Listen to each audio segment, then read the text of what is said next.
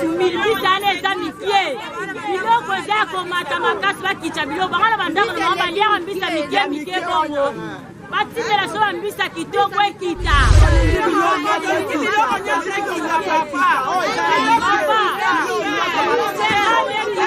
ndenge bozali komona bazali kokumba pe kokoka ye boye epai ya la police azalaki soldat na kalakasi ya deserta na ye akoma na ye kuluna ya makasi oyo akoma kosala ba désordre ya makasi ya nyama kasi akomi boye mpona nini bituma moko ebimaki ya makasi ndenge bozali komona ye boye atoboli mutu lisu selon ba information oyo tozwaki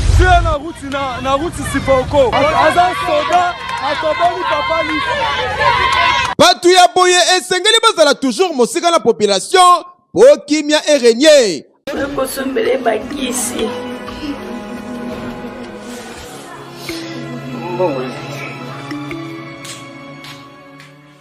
Enfin, avec le projet Congo Mokili Mavros, bayeli biso gratuité à santé. Bazali kotonga ba centre de santé na ba quartier inhospitalier ya ville ya Kinshasa.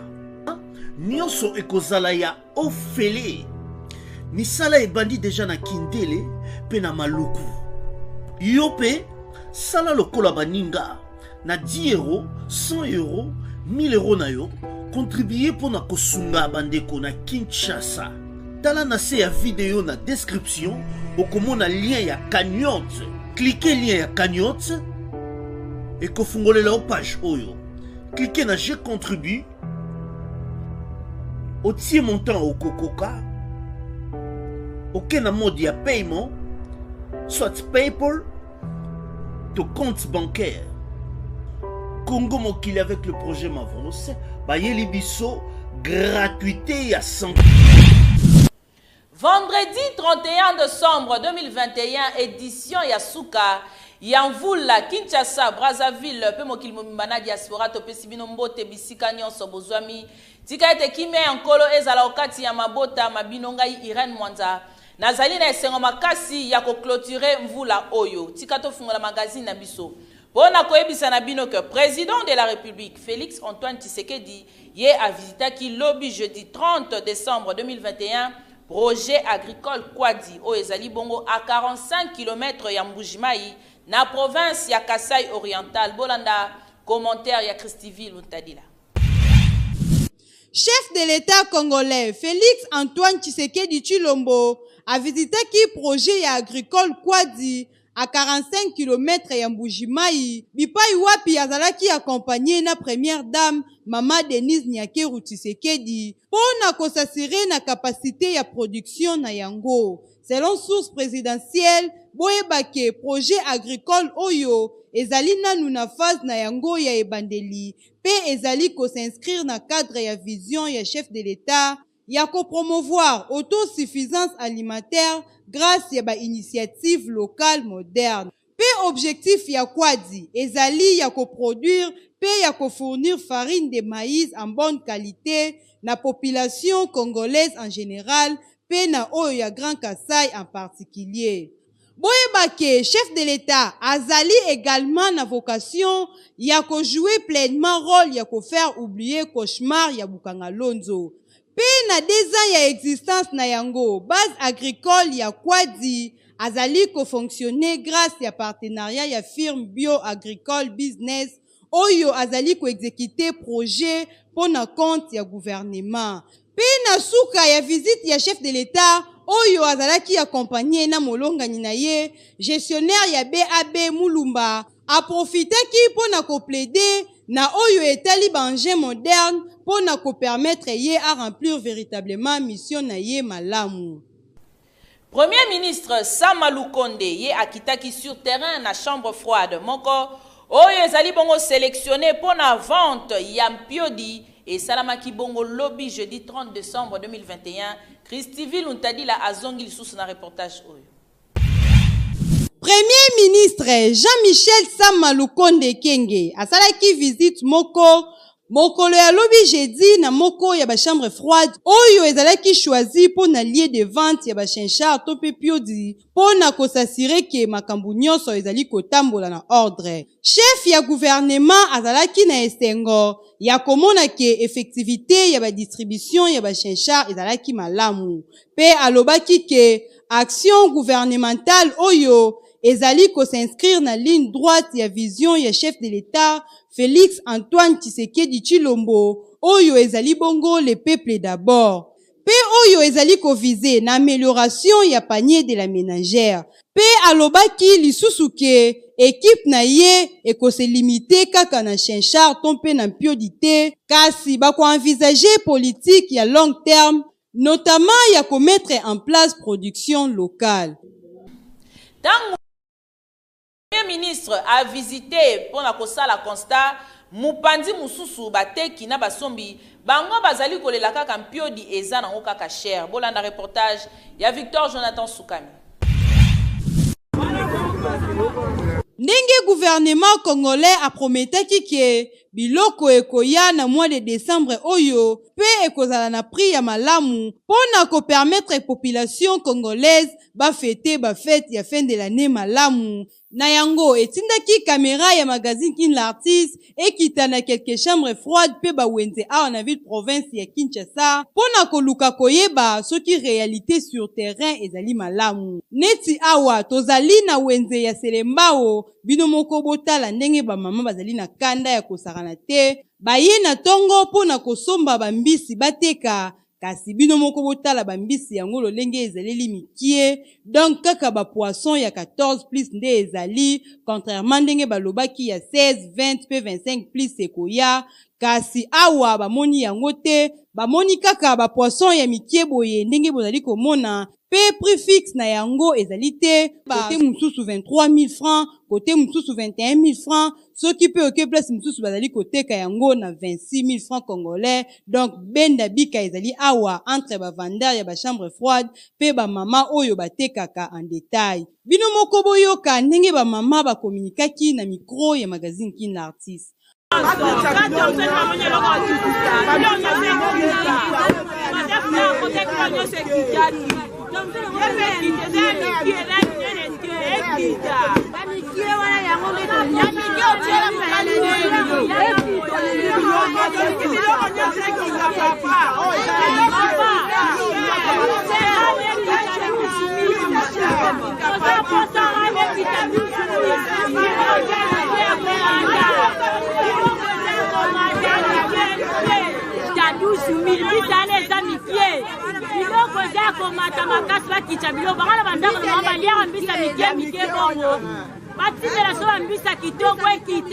Awa tokosenga kaka na bakonzi basasure ke distribution ya biloko oyo baprometaki population congolaise ekoma partout pe prix na yango ezala exact.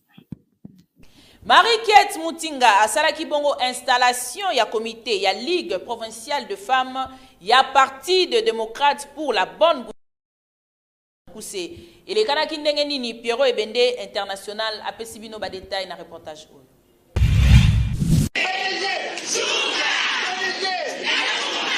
Installation ya comité provincial pe urbain ya ba maman ya parti politique Parti démocrate pour la bonne gouvernance PDG na Mokuse, parti cher ya excellence Modeste Moutinga Songanjila empreinte digitale. Oyo zali patron ya ba affaires sociales ya gouvernement ya ba warriors ya République démocratique du Congo. Boyeba ke esalemaki mokolo ya mardi na chef lieu ya province ya Kasai na kati ya salle Seika na centre-ville ya Kananga avec impact na idéologie. Selon honorable Marie-Kiet Moutinga, oyo zali présidente ya Ligue des femmes, puis deuxième vice-présidente ya parti oyo PDG, puis deuxième vice-présidente nationale ya parti oyo, a procédé ki na installation, puis a sengaki na ba maman, ya ko travailler makasi, po na koluka ko faire élire bango, na parti oyo ya République démocratique du Congo, lo ya ba échéance électorale oyo zali koya na mikolo ya liboso. Ah oui, boyende ezalaka Pour parti des démocrates pour la bonne gouvernance, PDG, bazali déjà ko panzana en la ville province de Kinshasa, pour na ko s'armer makasi, pe ko préparer ba élection ya année 2023 avec impact na idéologie, nangambo ya ba maman, nangambo ya ba jeune, pe nangambo ya ba papa, boyende ezalaka. Promotion $1,900 ezali kokoba kaka na agence de voyage Eric Travel pona kozwa bourse d'études na yo pona kotanga na mboka ya Chypre.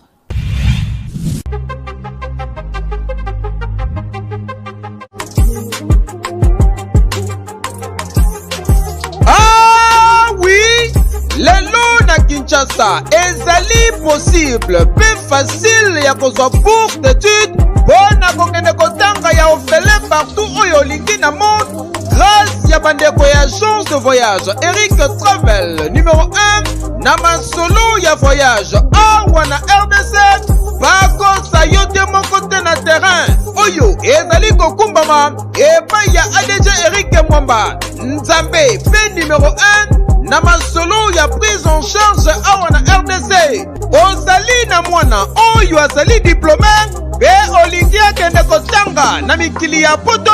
opportunité yango oyo epesameli bino agence de voyage Eric Travel ememeli bino ba bourse d'études ebele mpona kokende kotanga lokola na mboka ya Chypre na $1,900 ya pamba oza mobimba na bourse d'études complète oyo ba démarche ezali kaka kosala 5 jours ya pamba pe bazali kobeta yango dada okei kotanga ya ofele pendant cycle mobimba na ba université ya minene ya mboka ya Chypre. Bana Kinshasa bana Brazzaville tofongoli masolo ya ba bourse d'études donc eza possible lelo ozwa bourse ya Chypre oyo eza na $1,900 tosaleli ba dépense nyonso ba démarche nyonso tosaleli du début jusqu'à la fin ozwi visa avec la possibilité ya kodefa billet en crédit famille d'accueil déjà tobanda yango kala tokoti sikoyo na Chypre donc famille d'accueil eza mobimba toyambi yo à partir aéroport tologe yo makambo nyonso. Adresse okokuta biso na Liberté 11e rue industrielle le KINPP na commune ya Masina quartier sans fil en face ya robot roulage oyo ezwami na Kimbuta na Matonge na commune ya Kalamu tozali no loin ya maison communale ya Kalamu pe na rond-point Kintambo magasin okokuta biso entre Facebook na WhatsApp oza mobimba poete Nakala soki tokomi le 23 topé le 30 décembre okomona ba jeune basangani bona ko décorer ba venu kasi tosali constat que lelo na ba venu eloko esala makali susu te Jourdain Ndeko reportage. Na mikolo ekala ezalaki deja soki tokomi na basere ya babona neboye okomona na baveni nyonso koleka balati deja veni na bango lele ya sika c'est-à-dire bonane na baveni nyonso na mapangu nyonso kokota okomona badekore oyo bandaki kosala impact pe idéologie na ndenge moko ya defa te kasi lelo oyo fwefwe na fwefwe soki otamboli presque na bakartier ebele pe na bacommune awa na ville province de Kinshasa okomona kaka na baveni bapotopoto bosoto oyo elingi kolakisa ke Kinshasa eza na salite ya nyama kasi na ngambu ya population bango moko bazangaki maloba te balobaki boye pour la décoration ça nécessite des moyens pour qui m'a vraiment cop qui mon cop pesa qui na biso le roi na mitu na parler na za ba journaliste babengi ngate na ke kuna komona meza te na liste ya una ina sobita na Paris papa yo moko zo mona mboka ndenge komi passe ya kolia kutuna no mutazo yango te o ya kosala décoration okila mwana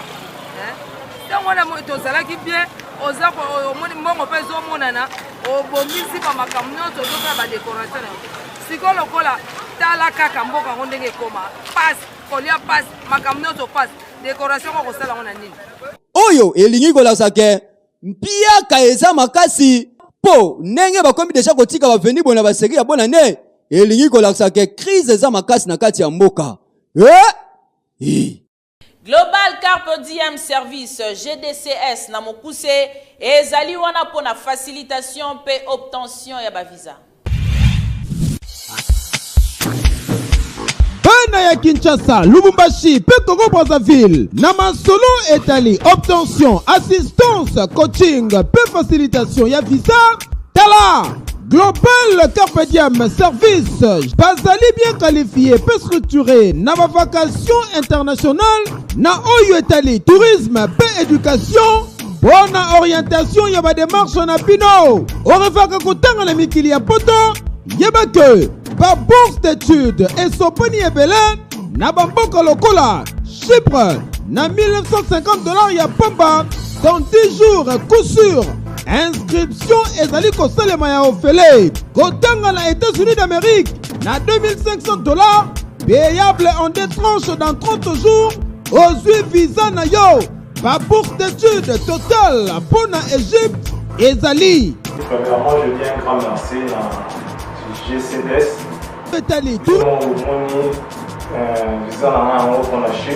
Merci Ningi na GCDS na Ningi ba fuma visa na mai na pesi ngo dossier lo milité na juin. Donc bien encore no matupe ba ya ko awaza un coup inflam. Pesi agence DGS. Merci na kwa saneli ngai na mambo mukie na ngo mukie apesi na visa ona ko. Naipsa kibino awa izaba GT na GCDS de Souka Masolo na Chypre. Le voyage GCDS pour l'obtention de visa pour les Chypre, on vous appelle toutes les années les journées tous les mois puissent venir à l'agence GCDS pour l'obtention de visa de Chypre. C'est réparti. Bino ba oyo bolela tourisme na bamboka lokola Dubaï, Afrique du Sud, ba pays ya espace Schengen, pe ba destination ebele awa ezali kopeta matata avec accueil pe orientation sur place na ba pays oyo kokomela. Global Carpe Diem Service asali méga promo pour la ba étude, tourisme, conférence pe baso médicaux na mboka ya Canada na $950 ya pamba oza mobimba. Wakanisi ya sili ten GCDS a tient à disposition na bino ba visa de travail pour na mboka ya Canada na $4000 ya pamba oza mobimba. Durée ya visa ezali kosala kaka 60 jours. Sur adresse Okokuta biso sur avenue Wakatingi numéro 166, référence croisement ya avenue Wakatingi na Huilerie en face ya Kolu Fungula na commune ya Kinshasa oza mobimba. Boite na GCDS kokamwa déserteur moko abongwana kuluna peye atoboli mutu moko lisu na Siforko tozali bongo na commune ya Masina bolanda. Tenge bozali komona bazali kokumba pe kokoka yeboye epa ya la police. Selon information tozaki sur place ndeko oyo azalaki soldat na kalakasi ya déserteur na ye akoma na ye kuluna ya makasi oyo akoma kosala ba désordre ya makasi ya nyama awa na commune ya Masina précisément na Siforko. Kasi akomi boye pona nini bituma moko ebimaki ya makasi ndenge bozali komona ye boye atoboli mutu lisu. Selon information oyo tozwaki nde tango babengi la police alingi atia tout la mwezi ya zaza la police pe beko bakangi ye mbala moko bazali kokumba ye boye. Population très satisfait komona mutu oyo asemaka terreur pe désordre ya makasi awa na Masina na quartier Siforko. Na route Siforko aza soda atoboli papa li. Batu ya boye esengeli bazala toujours mosika na population po kimia erenye ate ya kolia ezali komona na te kasi esengeli be population bafandaka na kimia na ya kolia ezate na bitumba ba désordre kobotola batu biloko ezali pas génial. Boete Présidente fédérale ya Asofati akaboleli ba parlementaire debout ya UDPS ya Éthiopie na victoire tozali bongo na commune ya Kasavubu ezalaki bongo ba vivre na cadre ya fête ya Nouvel An. Na souci ya population congolaise pe na motema malamu na ye, Maman Vero oyo azali bongo présidente fédérale pe Ligue des femmes ya Sofachi pe lisusu partenaire ya ba combattant aboyaki kofete nouvel an ye moko ye akabolaki ba vivre lokola soso loso pe biloko misusu na ba combattant parlementaire debout ya UDPS Éthiopie Victoire et salemaki bongo mokolo ya lelo vendredi 31 décembre 2021 na avant midi et salamaki na impact na ndenge ya kosakana te tala batu ebele oyo bango nyonso bazalaki servi na esengo na mitema balobaki boye avec exemple ya président Fati promesse ils ont réalisé ndenge président Fati pa prometaka tout ekozala réalisé na kombo na Yesu eza bato nyonso pe bakanisa na bai ye aye azi biloko azi soso azi loso apesi population na ye po ete lobi esala susu malamu koleka kasi ye moko Mama Vero présidente fédérale azangaki maloba te ye pe alobaki boye naza présidente ya Ligue des femmes ya Asofati femme leader epelaki lelo mpona fanda na bango tokabola mwa moke oyo nga na bombaki panda ane mobimba tozalaka toza ensemble baide makambo nyonso tu toza ensemble yango nasepelaki na fete na bango nakabola na bango moke nazalaki na yango batu ya boende tozali kolinga ba oyo bazali koaccompagner vision ya chef de l'état na oyo etali social. Mama Vero motema ya malamu boye bazwi wapi batu ya boye soki baza ata sana Congo ekosala loko boye te poto ya ba champion Protivap pona bonne santé ya libota mobimba meka okobeta lisolo. Merci ya buinde bana nyonso baza kuringa à la prochaine.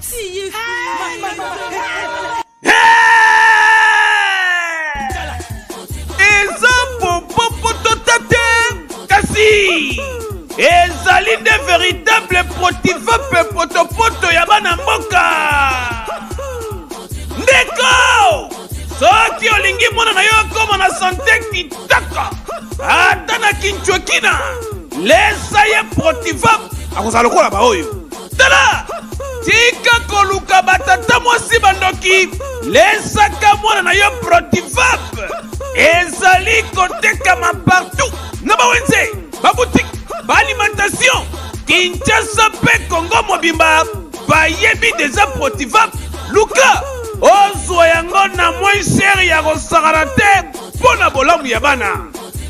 buzala kwerme Protivap etonda na protéine et énergie ata na kinchwekina meka makusa Protivap potopoto kitoko mpona babebe pro. Docteur Boulabadi oyo azali bongo président ya ordre de médecins ya Kinshasa asali message de vœux oyo bolanda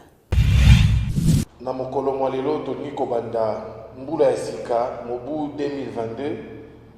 toye kotombela bonne année na mokonzi ya mboka Félix Antoine Tshisekedi totombeli ye mobu molamu mpe succès na maimanso azali kosala pona ete bakongole bazala na bokolongono to mpe bazala en bonne santé totombeli bonne année na premier ministre chef de gouvernement na ministre ya santé na gouvernement central na excellence gouverneur ya ville province ya Kinshasa na ministre provincial ya santé na président Dr Ntsadi ya conseil national de l'ordre des médecins pe na baminganga nyonso ya Kinshasa oyo toza korepresente toyebi ete mobu moleki mikakatano mizalaki mosala pasi bozwi pasi bakondition ya mosala pasi kasi toyikaki mpiko mpo tosala mosala na biso engebene na mibeko oyo etali éthique mpe déontologie tosalaki part na biso lokola minganga nde topesi bino merci na mbula oyo tokobanda tokosenga mpe leta asala part na ye pamba te minganga toza kosala ntango nyonso part na biso mingi batikaki biso toperdre baminganga ebele plus de 50 na mbula oyo eleki batiki biso na bacondition précaire toza kolika ete 2022 ekozala mobu molamu mpo na biso mpe na mabota na biso tika te nzambe ayeba kobatela biso totombeli na minganga nyonso ya Kinshasa bonne année na mabota na biso.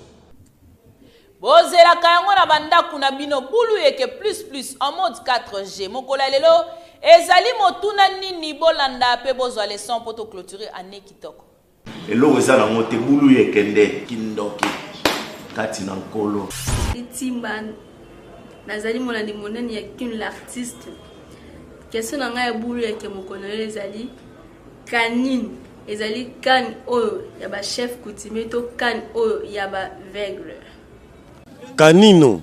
eza kan ya ba chef coutumier to ya ba veugle po na nga baombale barate eza kan ya mutu te na baombale olobi baombale eza kan ya mutu te eza ya nani kasi eza autre chose Ashlove yebisa biso kanine ezali kan ya ba chef coutumier to ya ba aveugle eza mino ngembo olobi mino ngembo kanine eza nini mino ngembo atwana eta na kaluka ouais maestro mwana eta na kati ya kanluka question na biso eza boye oyebisa biso kanine ezali kan ya ba chef coutumier to kan ya ba aveugle bandano kesono kanine ezali kan ya ba chef coutumier to kan ya ba aveugle eza nyonso no toloba wana te kanine ezali kanine eza linu ya nyama dans son koyeba bien linu ya nyama donc ezala 3 minu mais minu mabe yango kanine olobi kanine eza nini minu ya nini minu kaka minu eza na minu misato mais un minu mabe yango kanine Canine. Le jour comme on a. Canine. Ezali kan. Il y a ba chef coutumier. To ezali kan. Il y a ba aveugle. La moni ezali ya ba aveugle. Olobi. Ya ba aveugle. Canine ezali kan ya banani. Ya ba aveugle.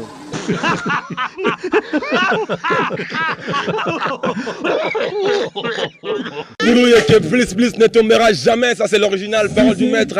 ça parle plus trop. Quand on connaît, on connaît. Et quand on ne connaît pas, on apprend, parole du jeune maître.